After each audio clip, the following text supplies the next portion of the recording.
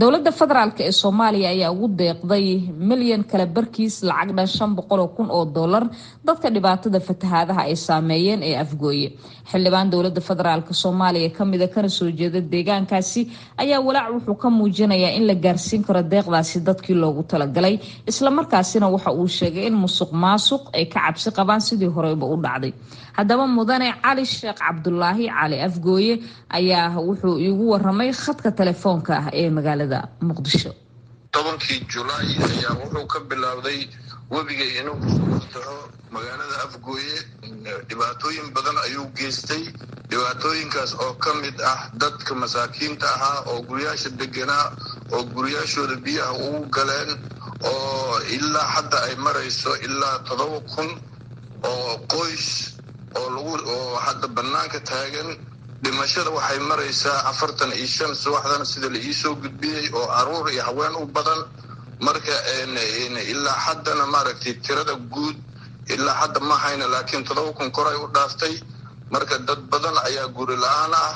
dadka dhintay gudoomiyaha degmada wuxuu u sheegay VOA-da in 2 qof oo ilmo ah ay ku dhinteen daadadka. adna waxaad sheegaysaa tiro ku dhow 50. marka qofkiin u baan saxneen sideed ku xaqiijin kartaa in 47 qof ay dhimatay?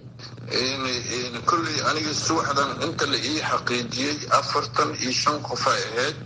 marka oo u badan yihiin caruur iyo haween. subaxdan xataa waxaa dhimatay ilaa 12 oo caruur ah oo ay qaateen masaskii iyo yaxaaskii oo guryaha ugu soo galay.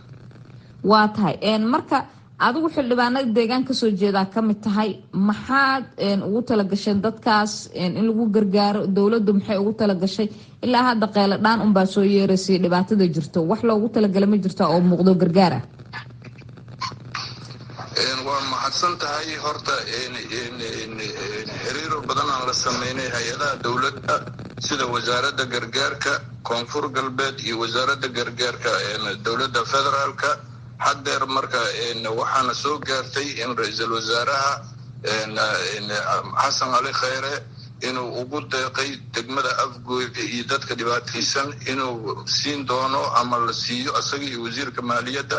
waxaana codkiisa hadda ka maqlaynay madaxweynaha Cabdicasiis Laftagareen inay 500,000 oo la siin doono oo sida ugu dhaqsida badanna ay gacantooda ku gali doonto. waxaad hadda ii sheegtay in cabsida ugu badan ay tahay haddii dhaqaale loogu deeqo ama gargaar loo keeno dadka in ay jiri doonto musuqmaasuq oo ka cabsi qabtaan in la gaarsiin waayo dadka wixii loogu talagalay. marka arrintaas maxay tahay? taasi waa run, waayo sababtoo ah 6 bilood ka hor mucaawinada soo gaaray degmada Afgooye waxay u dhacday sida dadka loogu talagalay. ma gaarin hal qof ka mid ah lama siinin. anaana goobjoog ku ahaa magaalada Afgooye anoo joogo. waxaa dhacay in maamulka degmada Afgooye iyo maamulka gobolka ay ugu talagaleen inay xoolahaas oo masaakiinta loogu talagalay inay boobaan. anoo dhex taagan ayaa waxaan arkay in alaabtii ay kala qaadanayaan maamulka gobolka iyo maamulka degmada. dadka soo jeeda ama dad ay saaxiibo leeyihiin ay meesha noogu ballamiyeen, ay mindiyaal soo qaateen, ay raashinkii iyo wixii ay dhaceen oo dadkii masaakiinta loogu talagalayna hal loor bariis inaan la siinin. marka sidaas daraadeed annaga waxaan codsanaynaa cod dheerna ku codsanaynaa maantana baarlamaanka federaalka aan ka sheegnay in guddiga maamulkaas aan lagu aamini karin wax $1 ah inaan lagu aamini karin.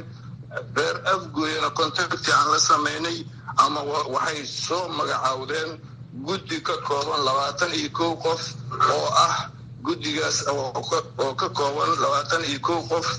21 qofkaas waxay kala yihiin qoladan ii sheegay culamaa u diin, oday dhaqameed, ganacsato iyo aqoon-yahan inay siday tahay dadka ay u gaarsiiyaan. intaasaan ugu talagalnay. intaas haddii la sameyn waayana dadkaas waxay ku talagalayaan in lacagtaasi ay ku dhici doonto meel qaldan. degmada Afgooye waxaa laga qaadaa maalin kasto 28,000 oo dollar. arbaca kastana waxaa laga qaadaa 33,000 dollar. waxayna ku dhacdaa shakhsiyaad oo ugu talagalay percentage ay ka qaataan.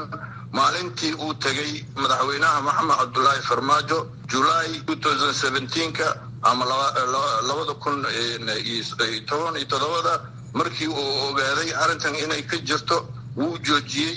bil kadibna waxay bilaabeen inay sidii ay ahayd ay u qaataan.